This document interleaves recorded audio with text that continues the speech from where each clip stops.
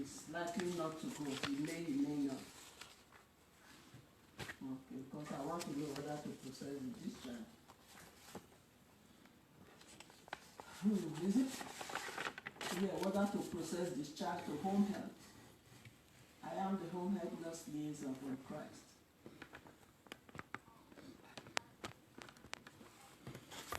But they ordered home health for him. So I want to verify if he's definitely going home today. I can process for home health.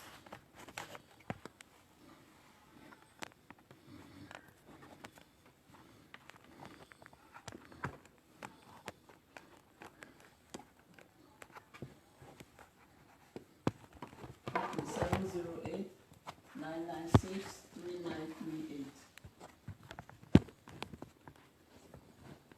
My name is Caroline.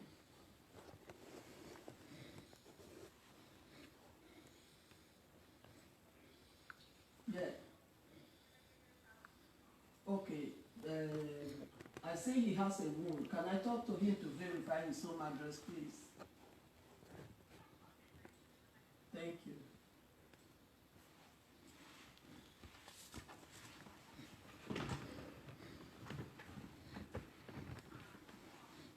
Oh.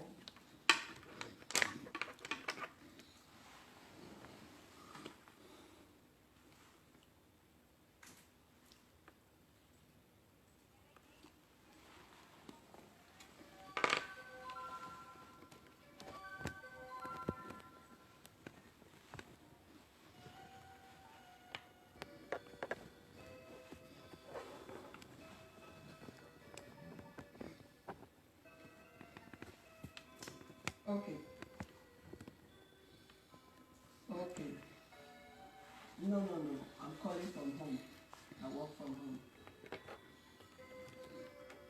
Give me your number. 708-684.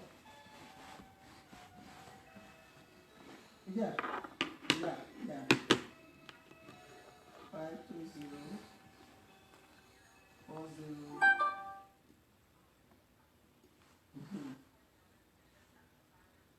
Take your time. Say that again. 1708-520-1549. Okay, what's your name again? Sorry. Okay. I'll call you in about 10 minutes. Thank you. 49, yeah. Thank you so much. Okay, bye. Yeah.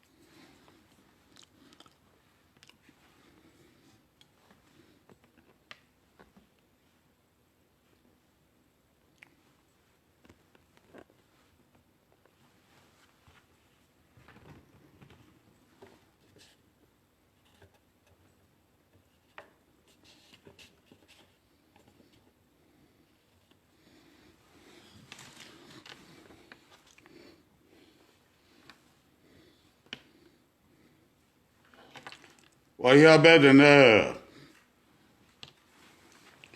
Edo hia fe. Adamo. Edo ni ro wa ke edo ni risi. Era ma ke wa ye ma tu wa ya fe o. Ege ibude oge do e aye na. Ibude oge o hon sa. Oge agbon ya to ta fe dan to ta o. Ni ma da ho na ibe do ta wo e na. Ipe akebi ku. Abe baba ke ba bi ye ya fe. Etan ni pe akebi tan ni ku. Ibi ebo ya igele kebe oga John we inogi wahia tota o wagi atogedo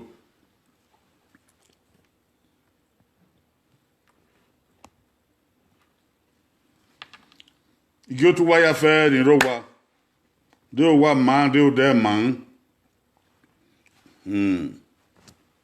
wagi ari ehun gyosa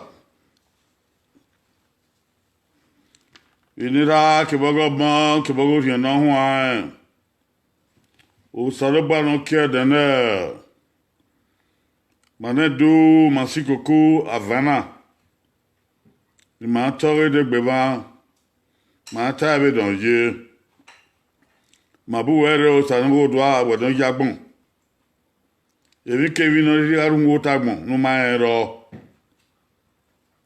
ma no e bo we imie fan ogun gan ya fe do na gbon gwa lo ma gwa lo bo we o imie fan re gbe imie fan re dagbon imie fan re fe mi ma fan be mi ame mi ma fan be asowa no rote ebuma mi ma fan be yan mi ma fan be ehun ebiebi mi ma fan ebi kemi no magba na o do sanogodwa ma te ne gbe ma la ho ramarion ma ya on gawe guma dia ma we ya nya gbono ma de Jesus Christ don ya wa isa wa ya bokin o wa ya fe do ere idagu wa o idagu wa do wa we dagi me watabamendu wadegi me runda madagwa na ne bo mukia ima o ugunga eyin wa o ti latian de gbegbe wadegi me gbinedion kuyo baba ken degi o kuyo wadegi me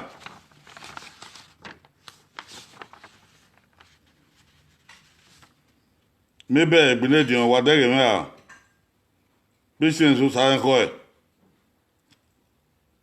wadegi me yeke waye faith ugbo mo wadegi me he adesuwa isokin wese o wadegi me wese ayre banan o ma wo o shodi obokin o ko yo ino dia na wadegi me o ma ibude ogedene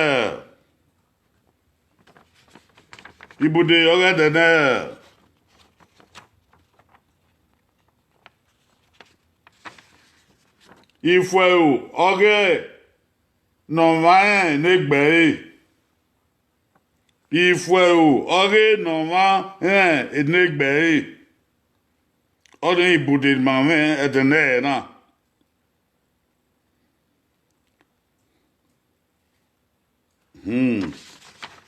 omudia kere o madagwa da ma ye dia me idega o wa we ni kadega egenede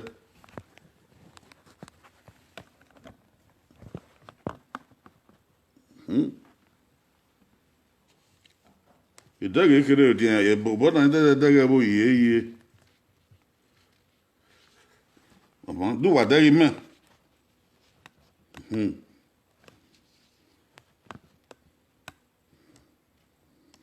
I give it your hair.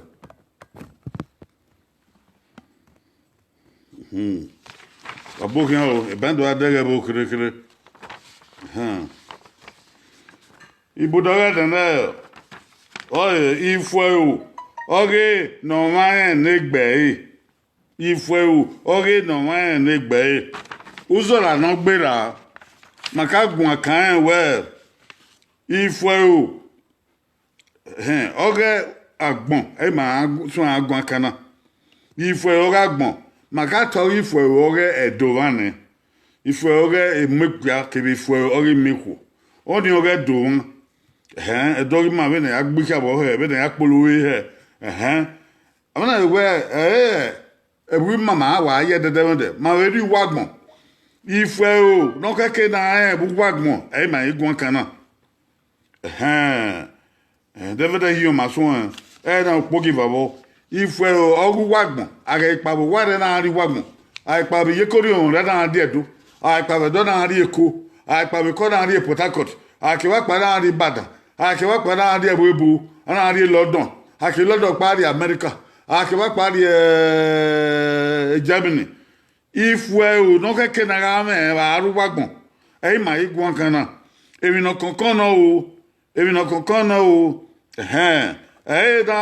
na bi ada ho we ama de ibi oma de ya be ya isi oligi be bo aye be ya so oligi be ko aye rio oh awa Miami wo wa yin akekpa oni ifue o na kana abere oni ifue o na kana fun do ni mai wo ma ya ma emo emi ibe no keke ya ga garu wagbon afia mai fima obere ya ifue o ore no ma ne gbe obun o ayo na so na ifue ore no ma ne gbe aka ye botare ne we ma na gwa tiedo ni awe ga dere udere self-awareness no ma ne gbe obun wa ko ati opopa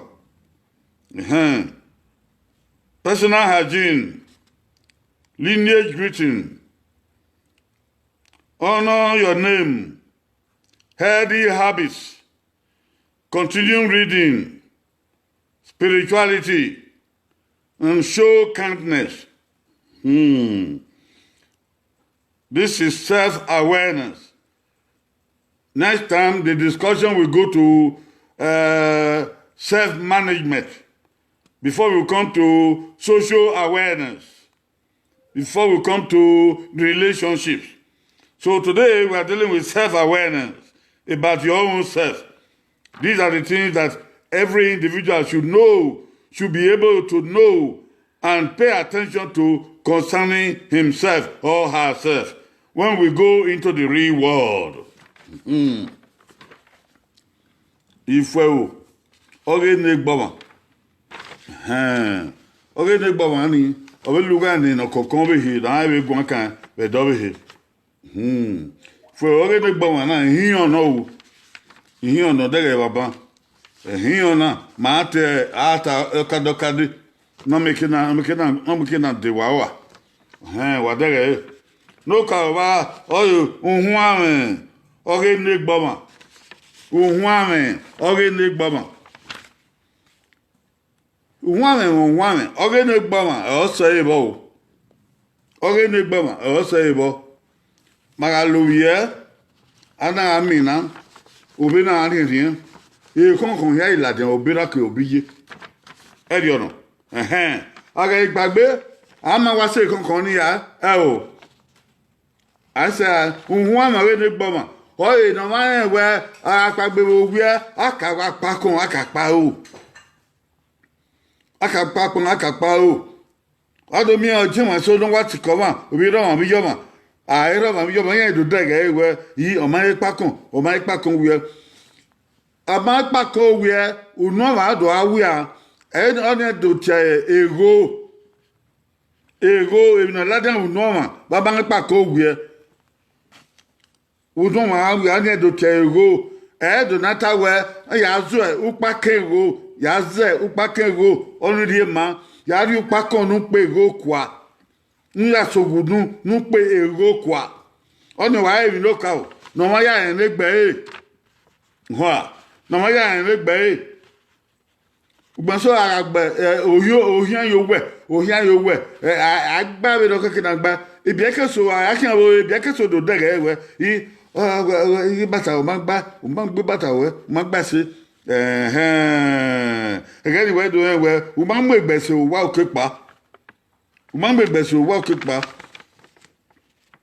unwame ogede gbawa ogede agbe akaya pakon akasame pao akiri pakon ore bona ya pakon na ede logo yeye ni ati e toothbrush toothpaste udi e yo bi se be na oye bo wa ye yo kaya ko ni pakon paken go o ma ko ma ga ri o bo na man kaze o pakon ore ro na o ma ko ma ga se ti ri ba bo wi be na man ze o pakon ore ro na Termina ma une gboma don we zu paken go na pakon no ba so egbe akwe o ya akwe we ikwe egbo ya we do mo ogbon o ri ogbon we do lawo iwu na ya bi eni we gbagbe mi ke nu yan ga u dege ya u mana ku egbo ma ye buye oye de gbe ma na wa ni egbe gbada wa ni o so pan owe be do salo boya we owe tori o ma ri agbon behe tori o ma ri agbon behe so kun we to bue do ifa na egbe we bu we owe ni oni akwe e mo boki egena da ri ma amere ya kwe egena da ri ma bi yima ni awe bi ke bi mana kara ku ene oge na ya bi na son kate de yan lobi ke egbe odo ba mi lobi ke egbe eyan ka ya we mi obe na yan ka ya le ba na o aka ya ku ene ne gba wa hu a oge na son aga ku na ke do we ri ba e uri ba e kere oge e ba o gbe edo wa mu ade mu inoro akokwa uri ba ekere kanu ogo wie ya en egbewe nu wa meti on o kana ai kan na e na iri e na o ha na igbo o na mari ba ito za o da ya en egbo e ni ki o de personal hygiene nu ya en huame o ge negbewe ukedo ya wu utarawe ukedo egbo yan yo we àwọn yan nu ba iwe nu we ge de ga gele gba se du ya en egbewe ebi na ma mu yuru na gbon so o wa we lago ewu gan wa le ke na ma ge ewu na yo na se kan a de ge so ifere yo to u ge negbewe bu gbegbe de eri oho nu aye o na de ge we di ri oho na wa ni de ge we no wa en egbe unwame odin osuka wo edega be mu e bedo da bo ma ti ma ya ku ya kedo lobie o ma ya ku kedo lobie o la nu we lobie ke o fo do awi aso e o wa na teme na o ha dega o fo we aso ma nu we lobie ke even when yo e dega do ba me no even when yo eru da ni o ya ku e kedo lobie Debo dana mi ameno uo same ye ukagbo uri obiupon do man na obi to we no man lekere na ya kin o fie ya meni uri ba ko tunation yo we fie yo do mion we mion uro ya kagbewo be de no ya kagbewo ya fe kate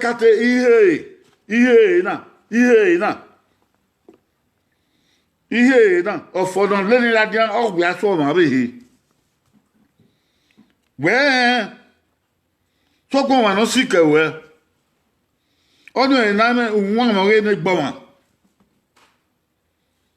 wa nu lo bi ke e we sika do tunda ukwe pegbe we ya fe ya si ya suwo nisan ya sakara takpe edegbegbe no ma ja ko ma be no ma ra wu ya edo ere na we no ma gba ni ogbera na ifo o ga gba evi nwa ma we ne gba o wa o ka wo evi na yokoto asoko sagba evi ni ko yokoto evi ni pe yokoto na wa yo luzo la ho po pa kan wa yo luzo la ho we ri la dia ye tu o wa wia ayi mi egbon ni oni gbera na o edo evi na yokoto ebe ga igo na ade na yokoto o ma ma na ade siga na ade taba tun do ni ipe akemi ku evi na yokoto wa ge abun obuwa iye don kwa do mo la ge san o idare wo ko ye na kwa ayo ba han do mo ye tun do ni evi na yokoto ebe mo bungbe dego yo ko okin bi ki ko okin wa ma mo ewe ni ara de evi na yokoto no bun obi han de so de nyagan iwe va eya ikun na bo bebe ki evi na yokoto ni ogbon ogun gan aye degbegbe nu yodo de ebe ti oni e na ege na de ana we di na yodo de a we di e na wa ya wo we a ti do ni a wa se ti do unwame oge ne gbawa unwame oge ne gbawa e no upa enwe eri obe no upa won pa esa yo igba na gba san o kun da o fola o abe di ego ki eta yan be ya ho ni ba yokoto na te singlet ewu na yokoto ofogbe na ye no de ye na ja fogbe na uberi oni yoto na abe ya ho edo wagimara we vi ore agbongbon we si mabo mabe ba no wa obi egwo sebe di o ebi no saloba ya bona obega si mabo obe no obega se bubo ebi na da soro na abe amu figo okie na be awe vi ogore so ebi na kana ifo ore le gboma no ka bo wa unhuame ore le gboma unhuame ege na de abi yi ma no kwa na we ma akupa kan owe ti ma gwa lo se ta gwa lo se aga akupa kan ta gwa lo se unhuame ore le gboma no edo wa bege oni o ka wo ore ifu ore le gboma nupo geva ukuna twe u akpagbe owia u digwe neru ngosa u wewe tu osa lo bwani no yuwe eri odon ke ba se ba o ma no yera o ma no yu o ma no dienwe do yi obi edono u be digwe twe dega obi edo o ma ni wa na ebi na ye la bi ezeka o ma ni na ye la gesanka u be twe we obo we ebo we good morning already man na de yan be wo good morning e na already ma go wo we obi ego abegbera abeto good morning ore we wa kian umu so na gbera umu so na ka gbera eri o ma no awon na gbada gba ti egboko e na nu beto o ma be obo we ko yo teme ye betu we edo we otuana no mi na wi igo evano aga fia ise we ri opa o ma no we tu o me ri no kai mami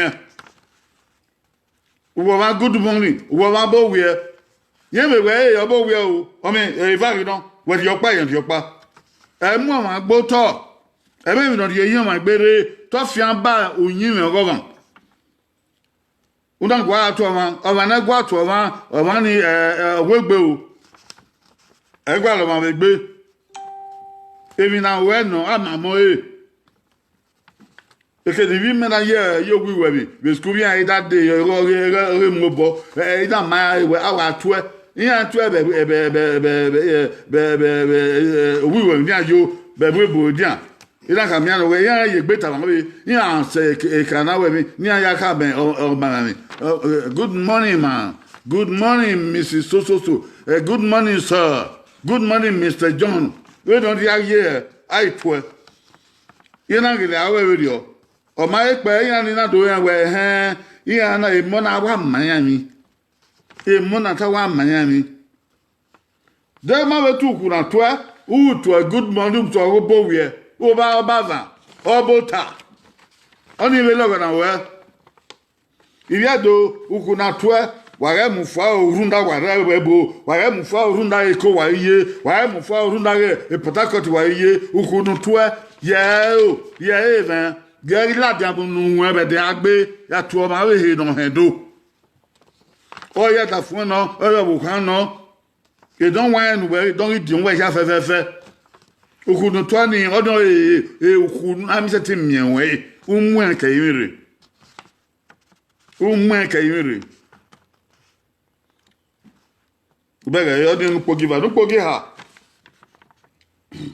ga mo go ri ogo na eniwe ibe gbon kan na ba ga mo go o ma ne mo go okwe bo bigbe o ma ne mo go bo ogo onye na nunu no ba o twe na wa ka wo na nunu no ma no ogo Abe ni wa no bia lima ya wa na mo go ya de gwa lo gbe hihi o wa na mo go e ade funa o wa na mo go e a ho na sike o wa na go fon go o ga ho don siko ma o go ni wa o ka o na ya de agbona una na mo go ebi ke no adota o we ka di ogo de wan ni no on we bude ni wa di ogo na o do o gbegbe ya da ho we be na ma ogo yen gba ma ogi obe tun da hu gwa to ma o wa na gwa to ma o ni o wa na megberi to o wa na megberi to o ni o wa na gbo ma we yin e ba gwa lo begbe ma na do e ma na fi ogo no wa ma ki o ga mo ogo Ogoni aka ya guwe. We use na we na, use na we se na, use na di yobona, use na gwa lo gbe. Ege na da wana mo go ayo mo ne. Obo ko ne mo go aye na obi mo. O wana mo go aka ba ma no yo. Be di o we yo so pa u mo go oyo bo ma no yo. Hun da use ti na no to van. Ura webo ura utaba nekyo amongo ebedun wa be ta we na ri ogo ne ro ma bi yoma ri ogo ne ra bi yu e ne dagbo me ke na tan hu tagbon benu salubo ama enu ogo o se benu salubo aye magbon wa ogo ri ogo ne ni won ri ogo ne ni won ya ka we oji me won je ai na ya tian won Oma ga to ma ba da ga na do bi o ma no kin obia o ayo ni ka bo do bi o ma no kin ari edi na ri gwa le re ni edi gwa le re ni u wo bi dosa bi aga wa ko bi ma wo ga so ni baba ana ka bo tuwe aga tuwe ai ne nu La gesan baba, la gesan ye, la gesan non wa o we ko yo obi gesan gepen. Obi ekpen no wa. Obi no jan mozo. Obi zo ban nu zebu. Obi na nyimi. Obi na sa nyon kwa. Bedio. O chanwe ni we chanwe baran. Eni we eyan chanwe baran. So ni ra anu ga mo obi onukin. Oni mari Emmanuel ategbe mu wo wie gadagodo ya ka. Nwe meke na mwera gboto, nwe meke na mwe gboto. O na ri ogo ne eniwe ye ogo ne yogo yo. Ona mari ogo ne ni ara gbon pa be sikan ko eni Ọmọ go bi o bi bo yan abanye ya unyi menwe ya we du ya ri ogo ne egbewu ri ogo ne eniwe ya obi o ron ku do bi o ka ron ku unwe gbe uri uyi na eni edagbon wa nuriye uri ogo ne o ka me obi o ka me no ku bi ogo ne eniwe ya unyi me na ya pa bi sikan ko eni ra I think you edo ura bebo ura gwa opa ya gu oni ha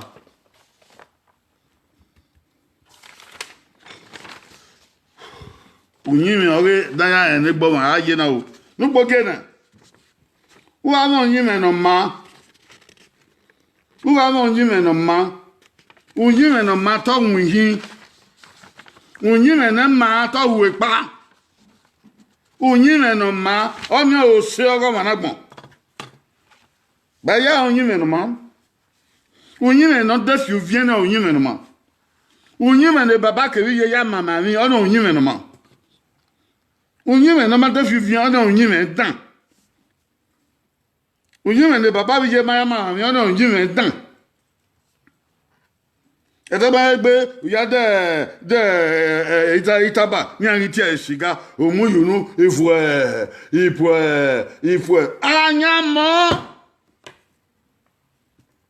anyamo we ke wa pa ya da jon gbegbe ewu ekedun fi moto rie we ekedun ke fi ade anyamo unyi me dan nikin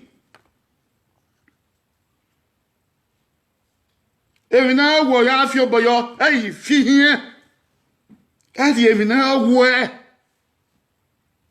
dunyi me wera ma unyi me no ma ama itakwa ma teva we wa gbobi aba itakwa ma teva wa giasan go ma we aba itakwa ma teva wa tien de no so iya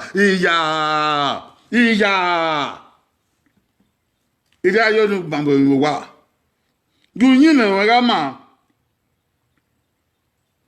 ekenu mi aba polo sesese enu ya tula se yo even so we de ohiye kuwo wa ko na wa mi aba polo sesese o wa so wa hula se yo to o wa gbera e be zikin yo o come ekenu wa polo sesese o wa mu eki ada wa hiya yo ba Ade sana wa dan yiba o no pa we o di mai kan yen you din you dia you me we ga ma ame ba ere wa igbere ba wa yan kokori ba ni ama ere ga ye we wa yi ya ozo ma na idunu an vi owo be ri ebi ni o agbabo o oge no ya su we gbe eva we avio we vieva egi gbabo ege no ya ga efo onu pa ga ro no ma so bo unyi me dan dunyi me we ga ma anyu na viore eri obe no ele avie ba ye po nu ya mi wo re wo ri ba wo kwa re ba unyi me si dunyi me we ga ma o ebe bo no e do no dunyi me we ga ma unyi me no ma enu we tu fie o Ugunan gbiyanru wa igu gbeboru unyi me na ma obe me o da o salo ba dege mi ya ami mi na du na we ya he ni o we ehia me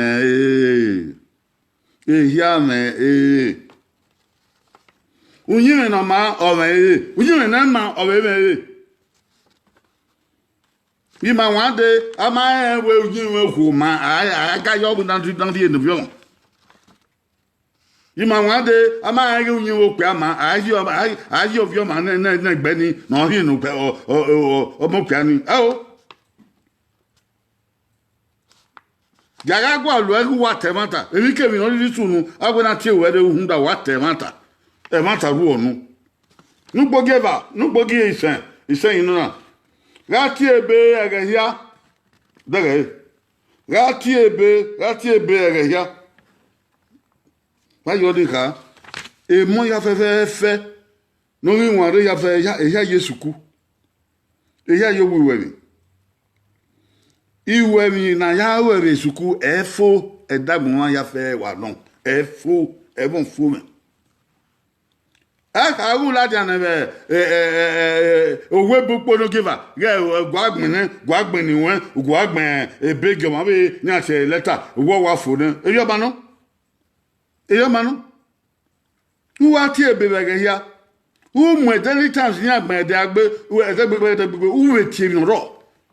Umwe observer ni agbe dagbegbe, uwe ti mi ro. O ma na ti mi no ti ebe kan ya, de pe oro di eke fun. O ba na mi no kan wagun. O ga ro di eke fun. Be na gbon ri ka, o we ma ifu o, ifu ma fo o we ma ti ebe ya. On Marie Manuati, ebe negedebe, ebe negegegege, ebi yoka, ebi inye, ebi yoremi. Ne ti sa do amu egudu yi akana, ebe mi no kan wa gbon. Ati ebege ya, o ma no ye wiwe mi, o ma na ati ebege ya, pe odo yi wa ma no ma yo yeye. Age be ebirantie no woman. Ko no gboge han. Ga me to han. Wa la wagbon, ga me to han. On ebo na yakin wagbon. Ebo na yakin wagbon. Ito han. U ga me to han. Oge ne gbe wo pa. U ga me mi won na agba lo we ri nebo je kere nebo. Yekere na bo na do mienwe o ma we na ma ne gbodo du erie gwa bi no wa ri ogo ne o bi no mu he gwa mu no a tin gwa mu bo ga me to han e ba no se ba gbon yan gwa li to han o no ri to han ni o salo gba e o ri to han na ile no o no ri to han no gwa li to han o salo gba wa ni ri to han na. O salobo ga tan wese o wa ri no ro nu e ga me to han wi ba wa adagbon wa ya wa ron o ro do bo be o a me to han kun da amen oko wa yi se ron pa igbava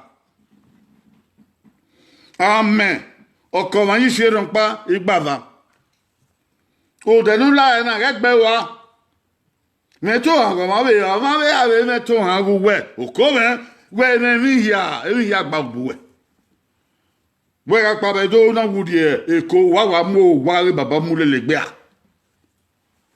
wa pa be do wudi London be UK wa mu ege ori yele lelegbe a wa mu keke ori baba lelegbe a wa mu moto ori baba lelegbe a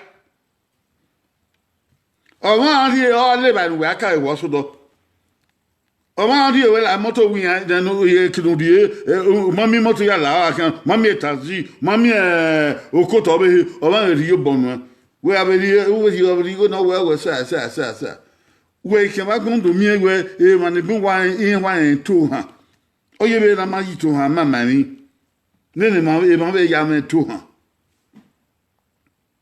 Afiam ma we ma ga boye se we se no wa e o ma ni we na so do we na o so do ba no we na o asan we se we to han go ma be to han we o ma no we to han ge ni e yun han do san we se I o be he do be o ma be we ma o do san we se o do me to han we be yire we e wo para gbon na e tu we be bie e tu we mo omi wu etu we me ye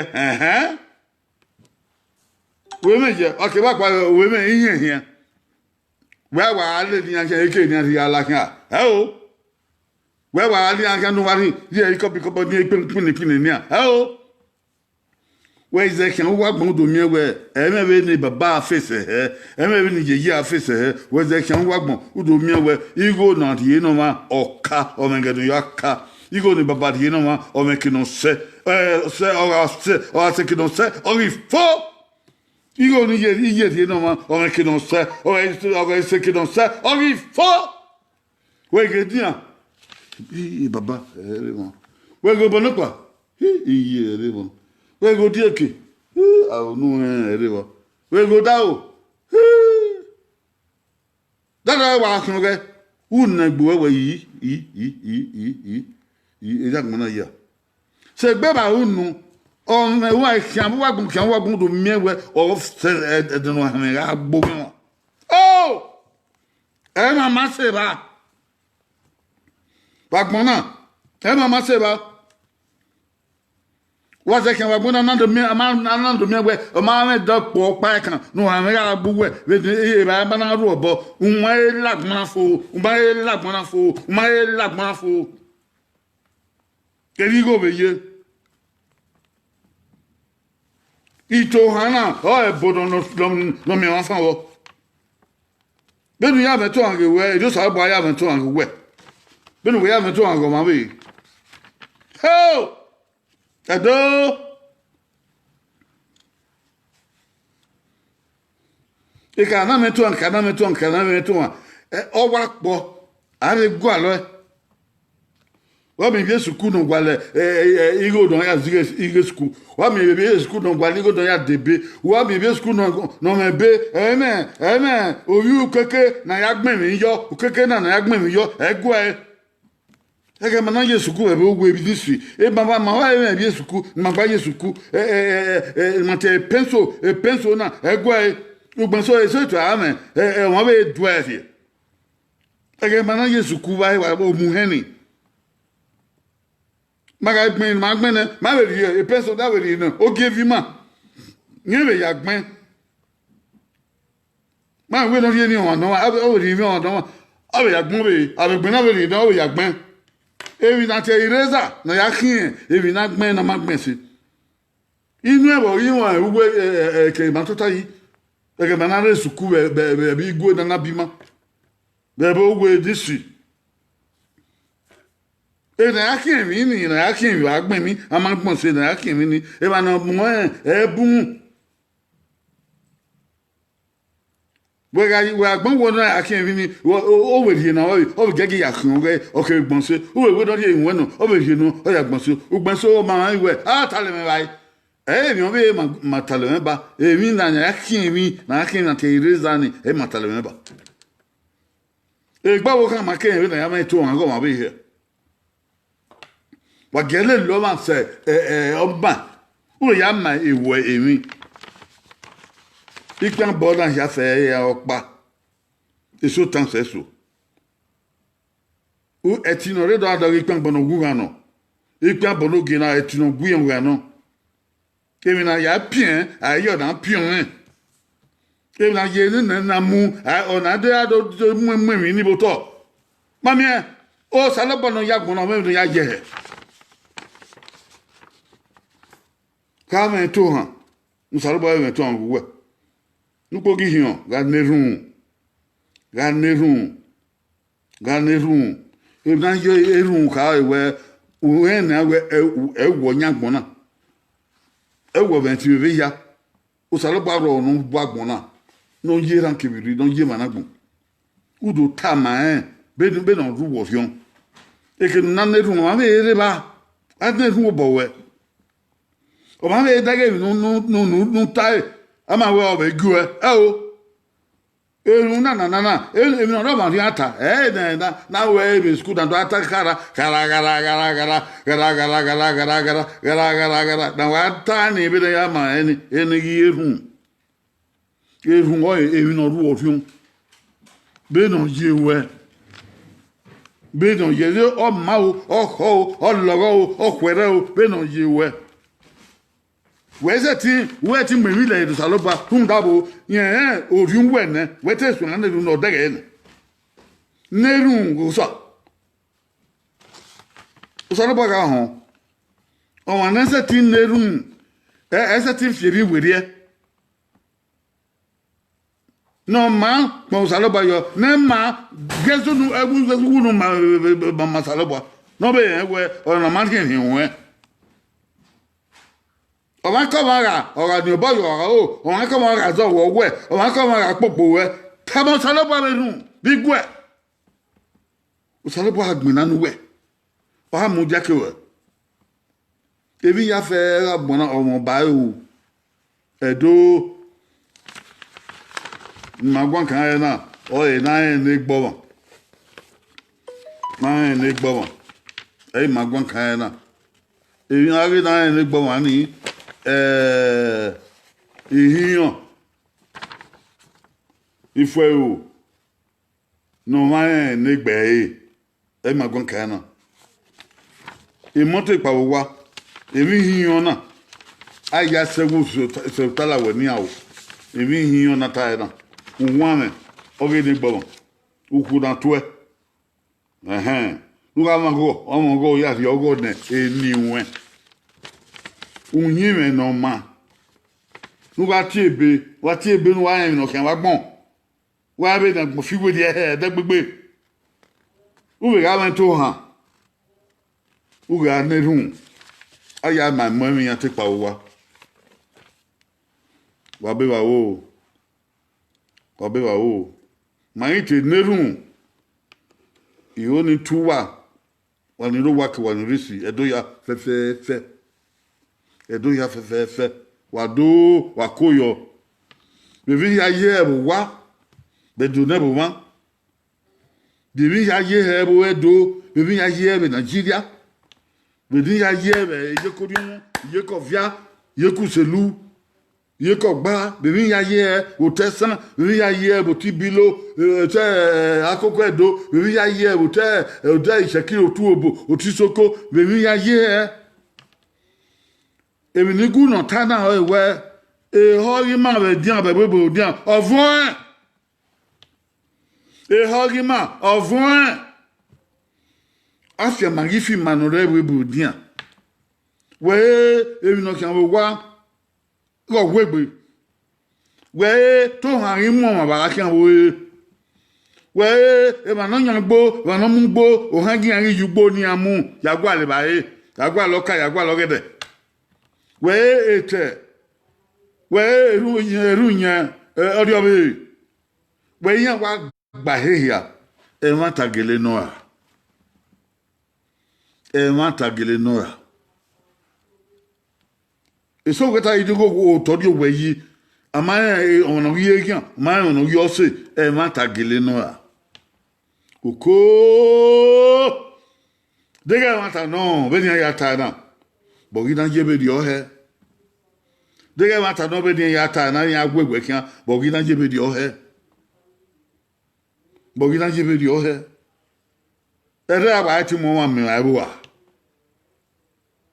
odi obe ya kwase ti mo wa mi wa wa odon we gibo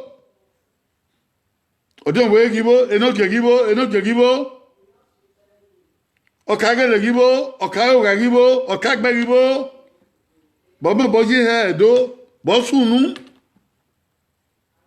we ma ya ha we dia de di ono wala ho na do mi we no ma gi me bo oko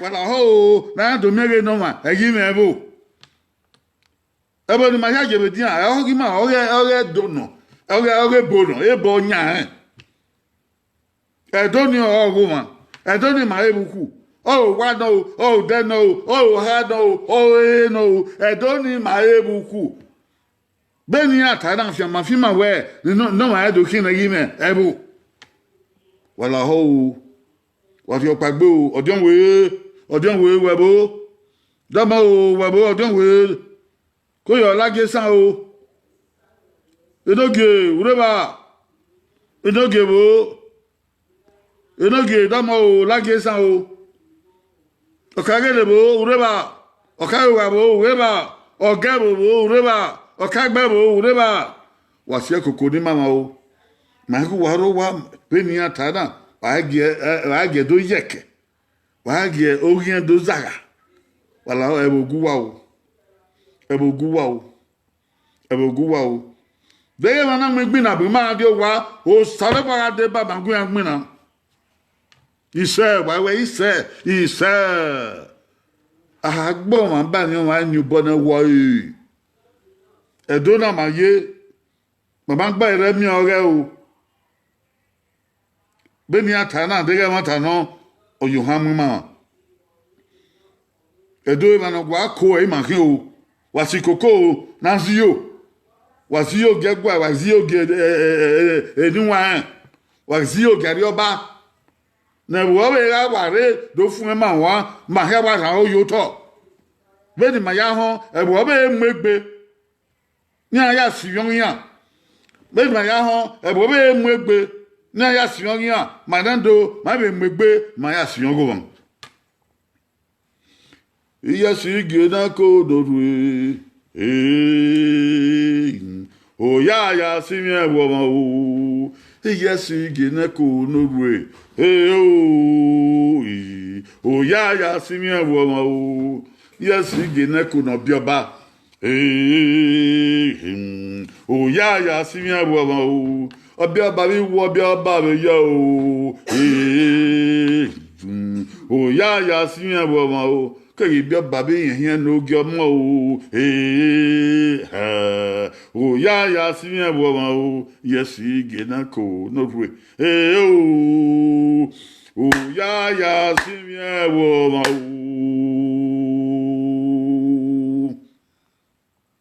aga nerun onya ma osadobua wori agbona ni ma e mananya ma gbogere rie bagima emi ke no ikan boye ma munya mo bo salo balun dazu ami yo para ile no salo bua na ja hi ewekin la ho wo egere do fun e ma yiwa la ho wo egere do gbi ma mi no wega ni ma o ga ma nu rie ni ma gesi ma ken gebe su ma sota salo balun dazu la ho wo de bado mama mi no gwan ma la do gwan ni ma yi yo bo ma o ye wan ba ma wan ye tin ba ma ti nu su ma we do we va so de la ha wo gbogbo mi fa won le ga wan o ma tuti we o wo ri ona hu an ma gbogbo yo lo go wan be la ho henru ma o yi yo bo ni ma mi do fa unyin me no gba ori fu o ni ma mo e na ni ma o na gi ma gi ma bi ma ike ma ri la ya bu o dagbon ohun hu ame akimaba ma si na bia si akimaba e ban gbona we si mabo ni maya nyo poro zogo ipon ke wuro ba ogu e dede salbaru dazi be ni Jesus Christ no nyama isa ba ya we isa wa bida ho ituwa ya o obekin yakwa na de Wednesday ehun awe do na wa we babado wa we yedo ya pion ere share na ta ban ni agbon ye unye gbe na ikeri agbon ye gbe yan gbe share yi oreba o ya pion we pion e na ta sin ya fe o la e mo ya fe don irokun o gbe yan yan be dere yan be hon ere kreya re na ta sin ikeri gbe subscribe yi we ya pion na me ke na we kore Dubai we ore Dubai ma na ga we yan ge le boyo ma yi gabi o kan o ma yi gbogbo kwa o e no la gbona sara bodon ge si ma bo o gyotu wa ya o gyotu baba gyotu e wo ren wa wi si do wa wi yekori on do wa wo hun o de do wa wi yeko via do agbona mama ya o takuyo ebo na we bye bye.